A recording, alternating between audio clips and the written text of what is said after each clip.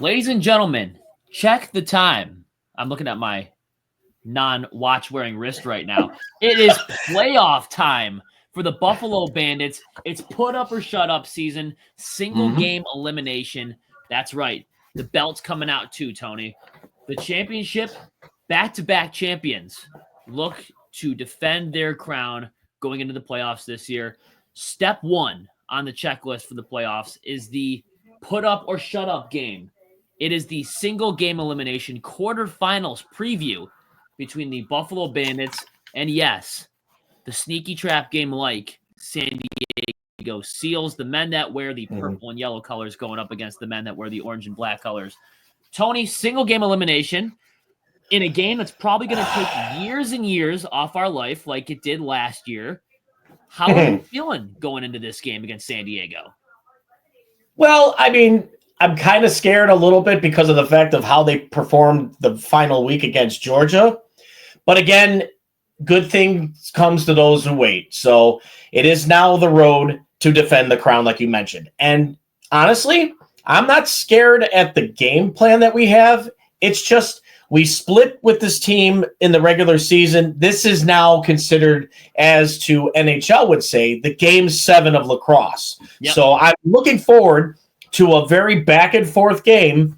I don't think it's going to be catch up before it's too little too late. I think it's going to go down to the very wire until that final buzzer goes. And we'll get to the score predictions later in the show. But honestly, I think it's going to be an epic game to watch to start off the playoffs. Well, I will tell you this, Tony. The difference between this week and last week was last week they weren't playing for a damn thing. This week they are playing for literally everything. Everything now. There's time to defend.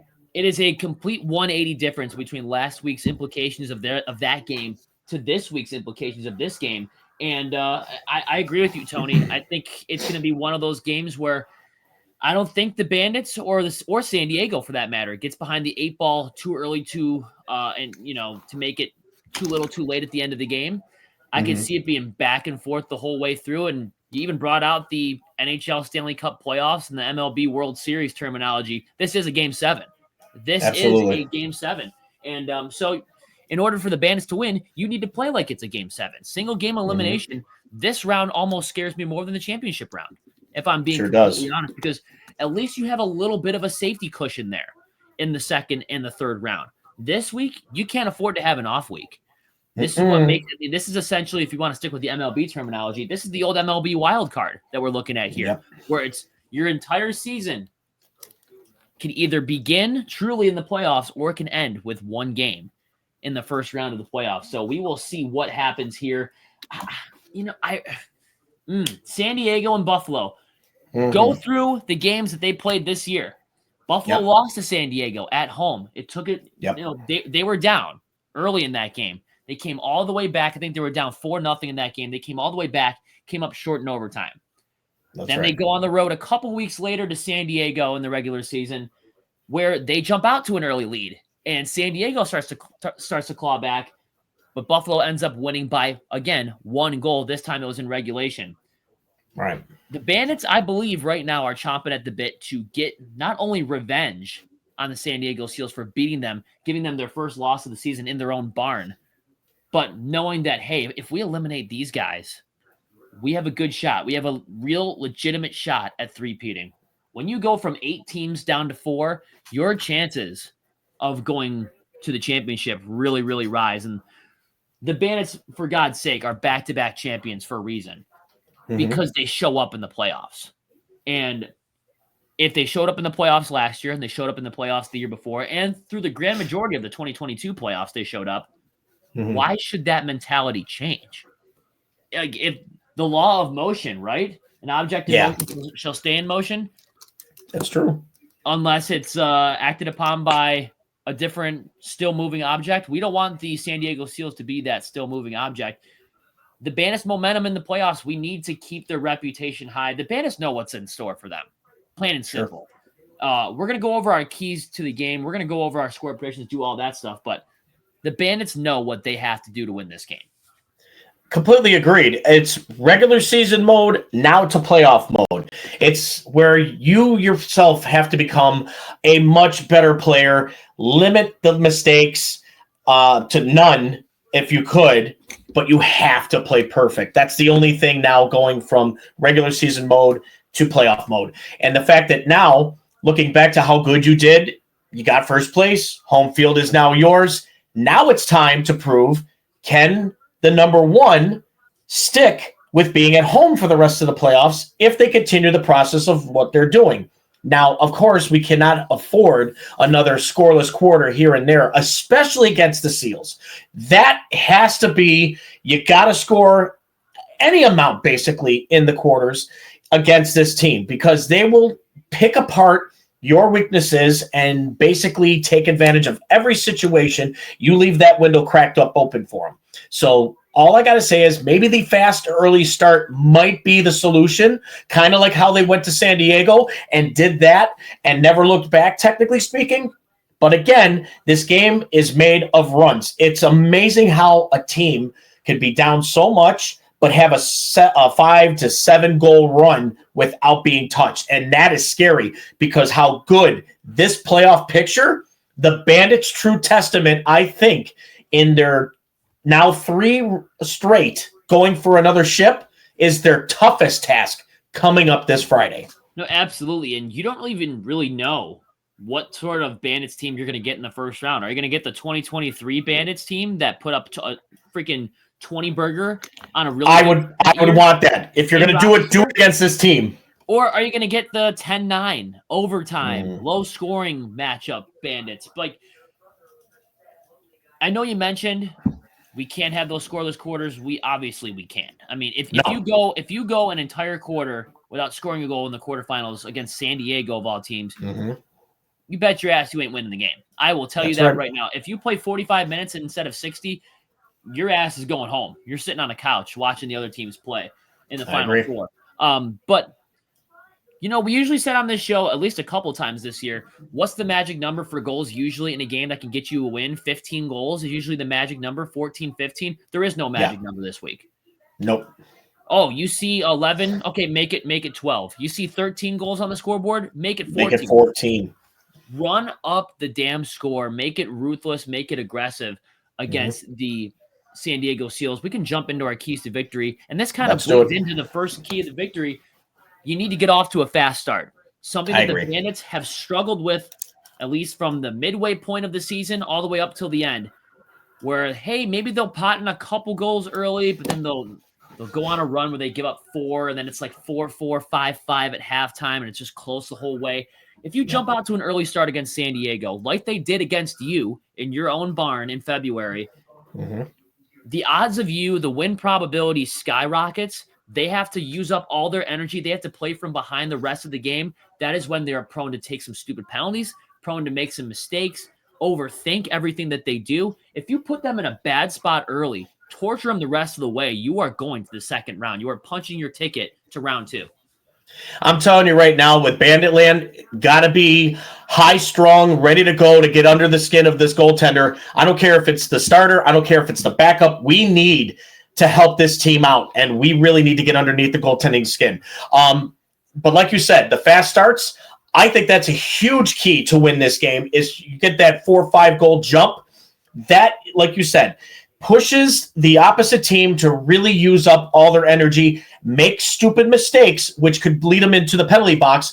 That also, we kind of been struggling a little bit on the power play here and there, but in the end, going to the end of the season, statistically, we've gotten better at the right time. So maybe that would be the key to really get them as tired as out as fast as possible, stay in their zone. That's going to be my key. Stay in the offensive zone for as long as possible and really tire out their defense. And not only that, scare the life out of their goaltender. Because if you can at least maintain discipline, get to the loose balls, and really stick it in their offensive zone for as long as possible, their defense is going to be crying out not just for water, but for an air compressor or some sort of breathing technique to get back on their feet, because their nerves are going to be shooting around their system. They're going to have what do we do here attitude. Their anxiety level is going to go nuts. But keep They're gonna the overthink. defense. They're Yeah, gonna keep the overthink. defense on their field, and I guarantee you they're going to fail. And you took the words right out of my mouth. My second tweet of the game was something that also the Bandits have been kind of struggling with pretty much all season long is keeping the ball in the offensive zone. And what's the number one way to do that is picking up loose balls. Picking up loose balls. Whether it's the Bandits not getting there first entirely or shoving someone in the back, getting a loose ball push, giving a free possession to the other team, the Bandits have struggled to be, to dominate the loose ball game. You have your guys like Steve Priolo and Ron John that are loose ball fanatics. Same with Ian McKay as well. And, the only thing that sucks is as of right now, we don't know the injury status. We don't know. We don't have the injury report as of Wednesday. Unfortunately not, guys. Sorry about that. So we don't know Kyle Matisse's status. He's big in the loose ball game. If we lose Kyle Matisse this week, that sucks because he sucks up the loose balls like a freaking vacuum cleaner. But you also got guys like Ron John. You got Ian McKay. You got guys like Steve Priolo that are absolute ball magnets and that are great at scooping up the loose balls. What you need to do is keep the pressure on. Tony mentioned it. Gas the defense out. What I'm saying right now is pepper the goalie. How about that for a key to victory? I like that. Riglieri, if you ever see this guy, if you ever watch the San Diego Seals play live, Chris Riglieri is a gigantic human being. The dude is a building. Shoot low on him. Pepper the low shots. He's going to have to get all the way down and block those. That's his weak side. That's most of the NLL goalie's weak side is the low side, except for Matt Vince. Nick Rose can't make a save on the low side. And Tony, on top of that, by peppering the goalie, San Diego, when we faced against them in February, they were kind of riding on a bit of a hot streak. Since then, they've been kind of on this win one, lose one, win one, lose one. They haven't been all that since the last time the Bandits and Seals played each other. They are still vulnerable. They're 9-9. They lost 9 games. They are obviously beatable. But then again, on the other side, 13-5. You look at the Bandits. The Bandits have lost 5 games. They're also beatable as well. But, I mean, a 9-9 team going up against a 13-5 team, the odds are in your favor. You got a lot of fans backing you up. I guarantee you keep the pressure on, and not just the players, the fans keep the pressure on as well. Make it just be as raucous as you possibly can. Make it extremely loud. Make it an unbearable environment for the visiting team. Taunt the living daylights out of a Riglieri. Make his night awful. And make him check his bed before he goes to sleep that night for Buffalo Bandits or Buffalo Bandits fans. Scare him out of the building. Put the backup in. Be relentless on offense. Because if they get behind the 8 ball and they get behind the 8 ball fast, San Diego normally doesn't play well when they're playing from behind. Where San Diego thrives is where they get an early 3-0, 4-0 lead in the first quarter and they never look back. When they have to play from behind, they have proven this year they don't really have that comeback gene in their team's existence. Yeah, I think the Bandits have more of that comeback gene because, like you mentioned about the first game when we played them in Banditland, they were down and they were fighting tooth and nail to come back, and they pushed them into the overtime. But again, the results afterwards didn't go in our favor. But again, that shows the difference between the Seals and the Bandits, is that the Bandits still have that momentum. They have the drive. They have that we could do this attitude. And that's the kind of mentality that we don't want to put ourselves into position-wise, but we also want to make sure that fast breakout start will be the statement that we make and be like, you guys have to prove something to us. We're the ones on top of the mountain, not you. So come at us at everything you possibly can, because if we find a weakness and we exploit you, your playoff picture is done.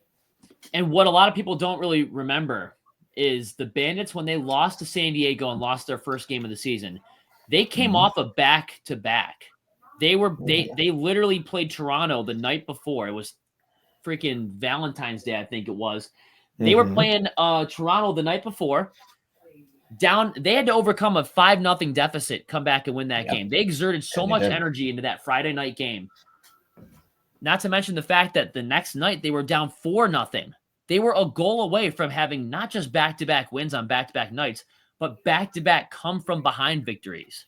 Yep. So you got to look at it in that aspect as well. It's not like the Bandits were coming off of some fresh legs or whatever. They were energized, ready to go. Then they were down 4-0 early to this team. They had to overcome a huge deficit the night before. This week, going into the home game against San Diego, they are rested. They are prepared. They're ready to go, hopefully healthy. And they know the implications. This isn't week 9 of the season. This is week 1 of the postseason. So you got to have that in the back of your mind as well going into this game, because San Diego kind of ran all over them in that first meeting. The Bandits they weren't at at 100%. And I hate using that as an excuse, but San Diego didn't play a Friday night game. Buffalo did. Buffalo also had to play a Saturday night game. So the facts are the facts. Whether you like or don't like to make excuses is up to you guys. But just thought I'd throw that out there. Not a lot of people really remember that. I thought that was a good tidbit to throw out there. Defensively, it starts in the trenches. Assist Matt Vince as much as you can. Don't screen him. A lot of the goals that we saw Georgia score last week, a lot of it was like a Thomas Whitty standing right in front of Matt Vince's line of vision. He didn't even see the ball. Cannot screen our own goalie. Got to be sound defensively. Block as many shots as you can. And for the love of God, stay out of the penalty box in a single game elimination game, please. Stay out of the penalty box. I feel like this should go unsaid, but it also can't at the same time. You can't go without saying, you know what? If they outnumber you in PIMs, which maybe they have a couple guys that take a decent amount of penalties on that roster. Sure can. Let's just say San Diego has 10 PIMs on Friday night and Buffalo has 4. I'll take it. Buffalo should win. Despite the up and down nature of their special teams, I think their penalty kill is better than their power play. But if they outnumber you in penalty minutes, there's no excuse why a 9-9 team loses to a 13-5 team. Yeah, I mean, the way that we have to be is we have to be disciplined. I know it's playoff mode and your adrenaline's going crazy, but you also got to understand, the more times you stay on the field than in the box, you're going to win the game. Yep. Take advantage of the one game in Colorado. Let's go back to the Colorado game. I'll take that as an example. No penalty minutes at all. No penalty minutes at all. You dominated every aspect of the game, and you played 60 minutes. Let me say that again. You played 60 minutes, and you overcame Colorado 15-10 when they were starting to make their little run back. But again, you played smart. You stayed out of the box, which means you kept disciplined. Your power play was working that time, and even though it was like 1 for 3. But the fact that you guys had a great mindset, and a good game plan, the discipline was there. That's what you need against the Seals this Friday coming up. Right. Stay out of the box. End of story. And I said this before, and I'll say it again. If they outnumber you in penalty minutes, you're winning the game. That's it. Right. Bar none, period. The more time that they spend in the penalty box is only bad for them. None of that could be any good whatsoever unless they score like 80 shorthanded goals, which I find that to be unlikely. So you guys know what you're supposed to do. Lock it down as best as you can. I know Trevor Baptiste is in the faceoff dot. It's going to be a tough night for Connor Farrell, but hey, he holds his own. Excuses. They're 9-9. You're 13-5. You're 13-5. Find a way. Find a freaking way. That leads right into our players to watch for San Diego Seals. You guys know who they're supposed to be watching. We know who they're supposed to be watching. I mean, do we have to say the most obvious player, the one that kills the minutes the most, that wears number 14, has 4 letters in his last name, and his first name has 3? Wes Berg is the number 1 player to watch for the San Diego Seals. This dude had the game of his freaking life when they came to the KeyBank Center. 6 goals, including the overtime goal. He's LaDainian Tomlinson, Adrian Peterson, prime Derrick Henry. You're not going to hold him to 0. Hold him to 1. Hold him to 2. If you limit, that's the key word, limit him, you without a shadow of a doubt. I know there's some other players on that team that can dominate. There's a lot. You without a shadow of a doubt, if you limit Wes Berg to a minimum, 1,000% winning this freaking lacrosse game. You are winning it, and it might not even be close. Yeah, Wesley Berg is definitely one of those guys that you have to watch out for because he shoots from every angle on the floor. So no matter what, you got to be that defender. You have to be that shadow. You got to follow after the fact is if he's going to shoot, put your stick out right at to him and take away his shooting lane. Other than that, body to body, make sure he doesn't overpower you. But other than that, limit his shots. He only goes to like you said, 1 or 2 goals. It's a possibility that this Buffalo Bandits team wins this game. My guy to watch for the Seals is going to be Rob Hellyer, former Rock, now Another coming to this another bandit killer going with the Seals now. Another guy you have to watch and also be like his shadow. Hellyer finds a way to score short side on any goaltender known to man. I could just say Vince, but realistically, he could score short side on any goalie. You limit him by keeping him to the outside, letting his defenders stick to him and let Vince see the shots. He will be limited to 1 or 2 goals. You give him that open lane, game's over. He'll find a spot to shoot, and he will score, say, 60 to 80% of the time. Yeah. And that's still good as a lacrosse player. It's still great. I mean, that's why you got to have your Buffalo defense. You got to let your Paul Dawsons be Paul Dawson. You got to let your Zach block them shots. Push him, shove him, be as physical as you can. Yep. Shove him to the outside. If you give him any open space, point blank range in front of the net, he's going to bury it. I don't care if it's Matt Vince. I don't care if it's Dallas Elliott. He's always going to find an open lane in the bottom corner of the net. And he's usually pretty good at that. I was going to go with Zach Courier. This should go unsaid as well. Another thorn in the Bandit side. Likely, similar to Hellyer, similar to Berg, you're not going to hold him to 0. He's probably going to score. And a lot of those goals that they score, that they like to score for San Diego, come out of the transition. And he's one of the best in the game. You got to limit him. Zach Courier is one of those thorns in your side too, or the potential thorn in your side. Yeah, be a brick wall. Don't let him pass you. Don't let him get around you because the moment he does and he slips through, he's finding the net 100% of the time. He'll find it over the shoulder, do a trick shot, do the leap of faith goal, you name it. He finds a way to score. You limit him, you stop him in his lane, no problem. You can shut him down for the rest of the game with ease. But if you allow him to slip through and find that path, game's over. Zach Courier is going to own you guys. Right.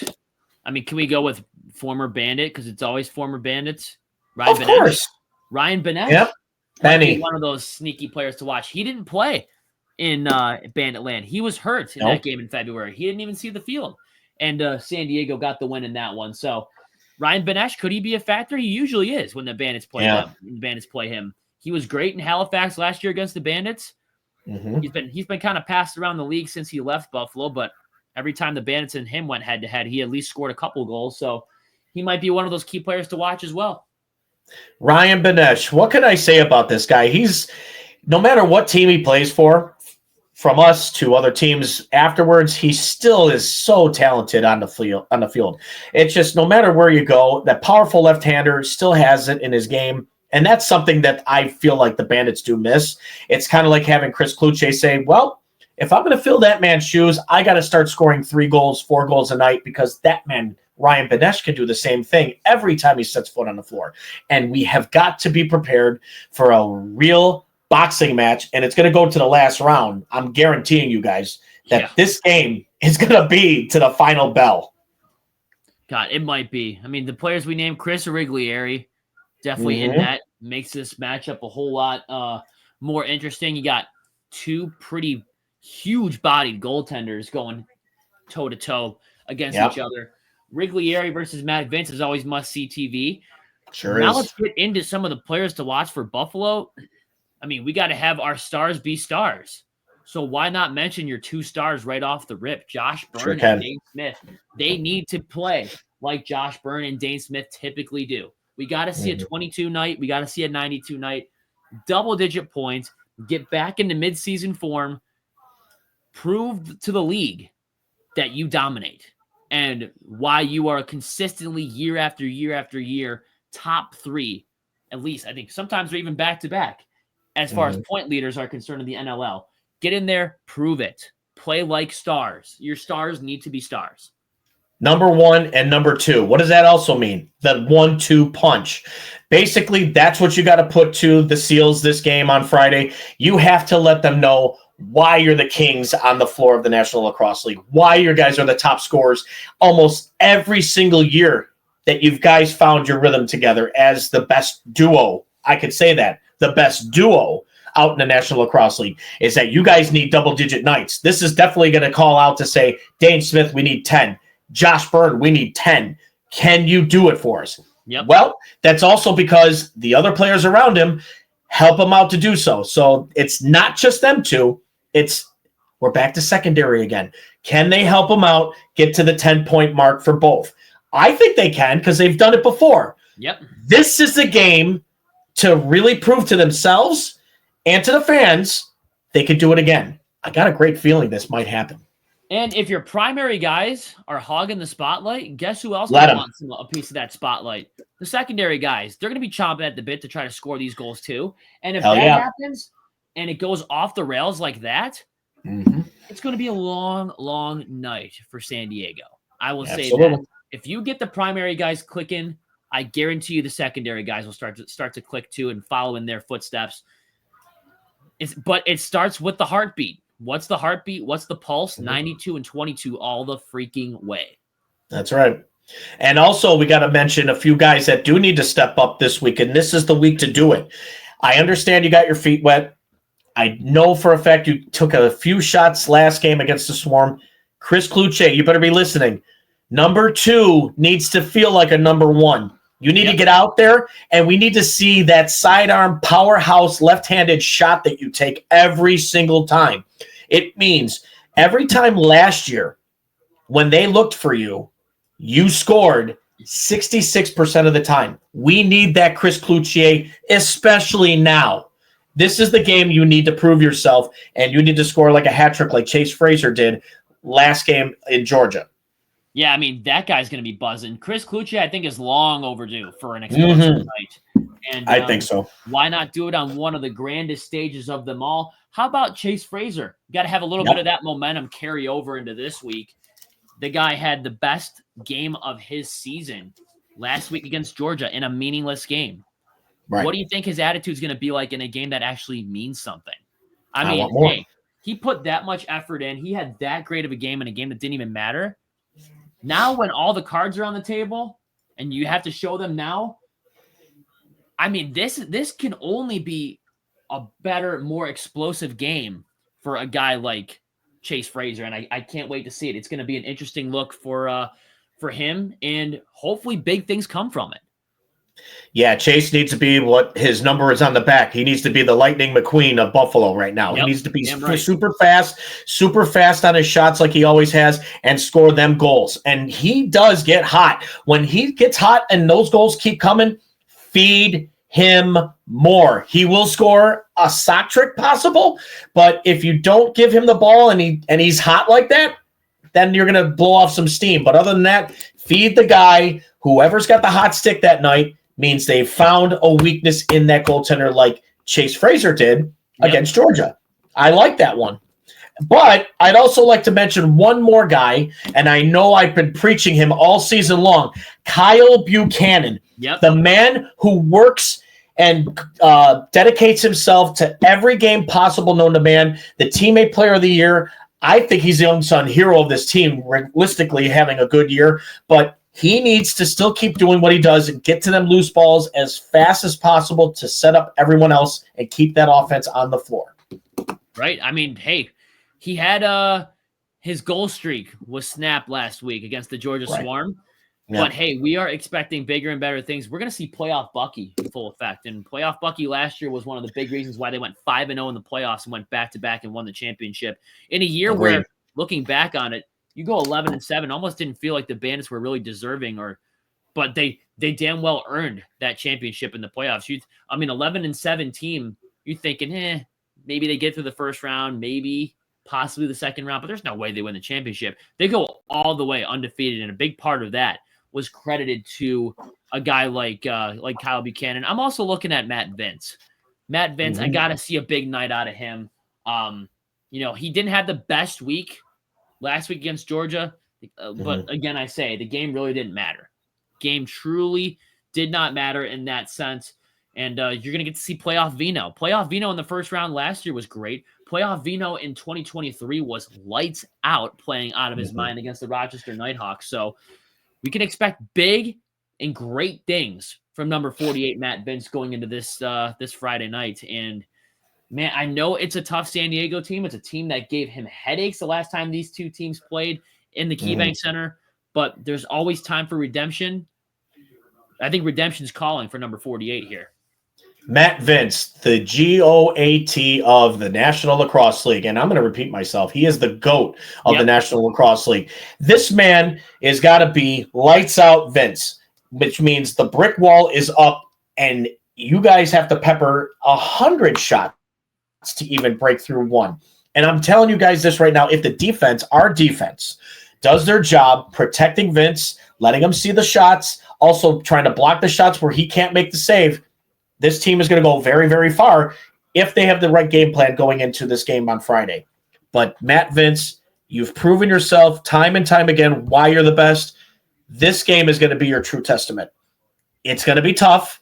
It's not going to be easy, but you're going to have to prove yourself why you are the best. That's right. Hey, man, that is right. That is right. Here we go, Tony. That's it. It is time. It is time for our score predictions going into Friday night's game.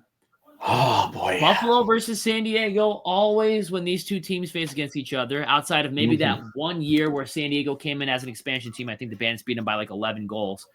Every single game between these two feels very, very close. And then you throw on top of that, this is the first time these two teams have met in the playoffs.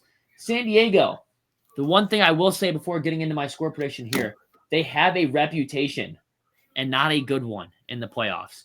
When they are heavily favored, I mean, we saw over the years, San Diego looks like a great regular season team. They're going to roll Colorado in the playoffs, and they lay an egg. They're going to go into the playoffs and beat Calgary.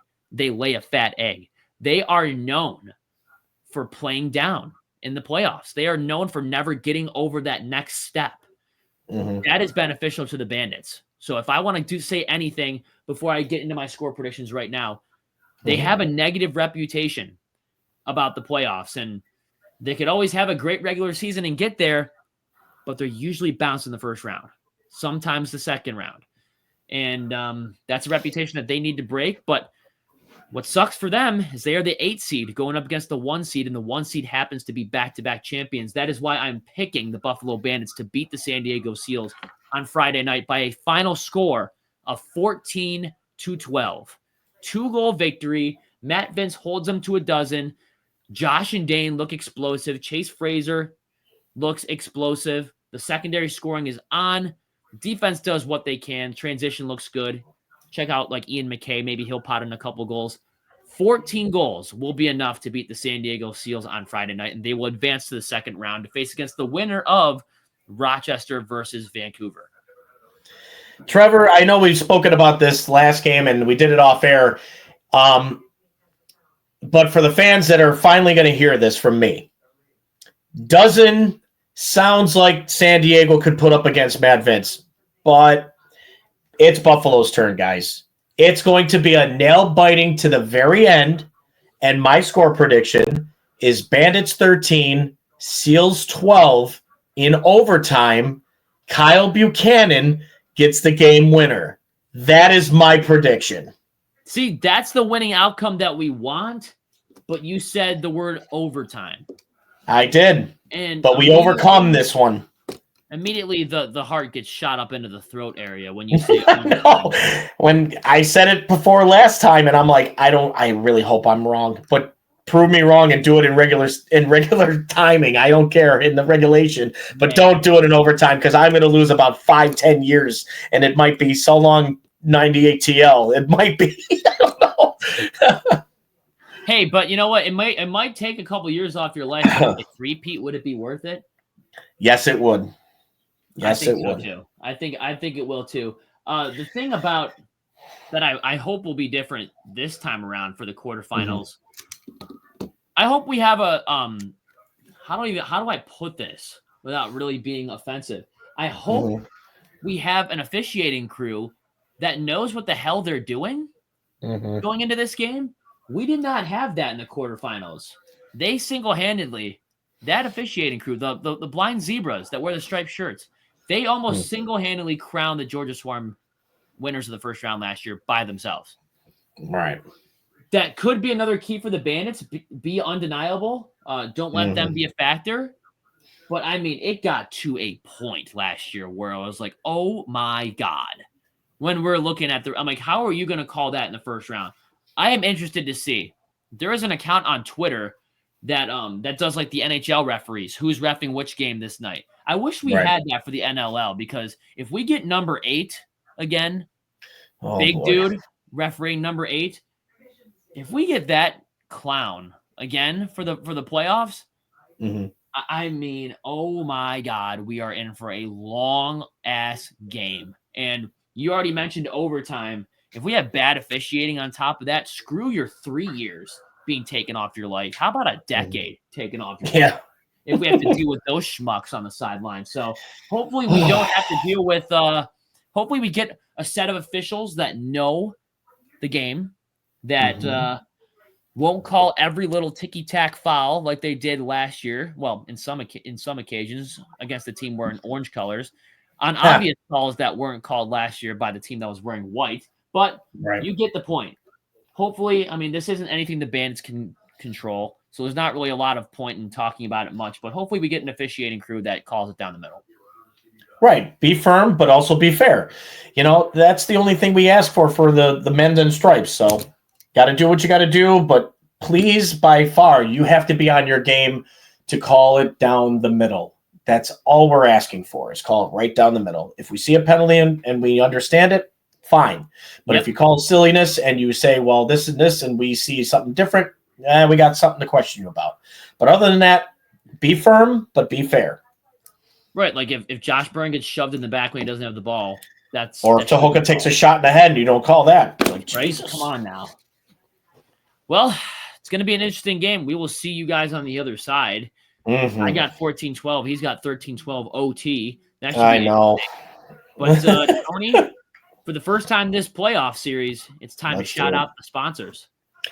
Banditland Boulevard would like to thank our main sponsor, Mitchell's Tavern, from 734 Sheridan Drive up in Tonawanda, New York. Guys, you've been fucking awesome. I'm sorry to curse, but you've been awesome. You've been awesome. The service is amazing. The food is spectacular. Guys, if you have not tried Mitchell's Tavern yet, Banditland Boulevard, Trevor Hauer and myself, Tony LaMonica, is saying go give it a try. If you can't make the game, there will be watch parties there. They will have it live on CW23, the channel here in Western New York. But go check it out for yourselves. I promise you, we have got more news coming up with Mitchell's Tavern. They have some more meet and greets coming up. I don't know who exactly, but I've heard word that it's going to continue. And if you guys want to go check it out, I'm telling you, stick around for the food. Stick around to have a drink and toast with us for a fantastic crew, fantastic establishment like Mitchell's Tavern. They will treat you like family. Also, we'd like to thank the Herney's Journeys. If you guys want to book your next big vacation or a trip to get away from it all, contact Suzanne Pike at Herney'sJourneys.com. Let her book your next big adventure. And also, guys, we like to thank those who are watching us on YouTube through StreamYard. Give us that like, give us that subscribe, hit the notification bell. We talk nothing but the Buffalo Bandits lacrosse team. Also, we'd like to thank those who have been listening all season long and continuing throughout the playoffs on Spotify. Give us that 5-star rating and hit us up with comments. We'll do a questionnaire, but we love that you guys listen in. We can't thank the fans enough who do listen to us every week about Banditland Boulevard. We want to just say thank you for an amazing year again, and we hope to see you all next year. But right now, we're not done. We still got playoffs coming up. We just got started, man. We are not done. We just got started. And one more thing, too, before we do end the show, I just want to say to the team itself and to the organization, you've got something to play for, and it's not just because you're going for a three-peat. We lost some lives here before the playoffs began to the Carneth family, we give you nothing but love and condolences to you guys. To those who have followed the friendships of Eric with like Danny D we had on the show, we would love to have anybody else come on board, and we would love to have your input about the Buffalo Bandits across, and to our boy Eric Carneth. God be with you all. God bless you all. And most importantly, may he rest in peace. Right. Yep. Eric, play for something. Eric's watching. Keep that in mind. Dude My father's watching. He is watching from higher places. You have a lot to play for. You have a lot to play for going into this Friday night and throughout the entire playoffs. We're not disregarding what the Bandits have done over the past 2 years. What they have done over the past 2 years is truly remarkable. The fact that we're talking about a back-to-back championship, especially after all those years of getting to the finals and coming up short, the fact that we can talk about back-to-back is awesome. But this year, you're playing for a whole lot more than just a three-peat, than to get that thing going. So you got some people in higher places cheering for you that have bled, sweat, and cried this team, the orange and black colors. So keep that in mind. Just know that you always have a sixth player on the floor with you when you're out there. It doesn't matter who you're thinking of. Thinking of the Carneth family, they're out there. If there's maybe other Bandit fans that are watching this right now that have lost a loved one who was a huge Bandits fan, they're out there with you on the floor too. Keep that in mind. So go out there, dominate, kick some SEAL ass, send their asses back to San Diego. That's right. And don't ever let up, guys. You guys proven yourselves why you're the champs. Now it is the time to prove that you are the champs. And this is this is probably the toughest task you guys are going to have to go through to prove to yourselves, to the organization, and to the fans, and to those who are no longer with us. You guys can do it. We have faith in you. Go get them. Just put the gas pedal down and don't look back. Just have more goals than they do. That's all you got to do. That's Think it. of it that way. Just have one more goal than they do. It. You put up a better crooked number on the board. Hey, you punch your ticket to round 2, and then we can worry about that. But absolutely. It's these one-game series that you just got to get through them. You got to get through them. If you can, you have a great shot at three-peating. Just saying. So, Tony, for the first time this playoff season, we have to end the show with these 3 words. And, Tony, what are those 3 words? And as the great Chris Swenson always says, in 3, 2, 1, let's go, Bandits! Go get them, boys. Game 1, playoff mode, balls to the wall. Go get them. Let's go, boys. Let's go. Just don't suck either. Just don't suck. Just win.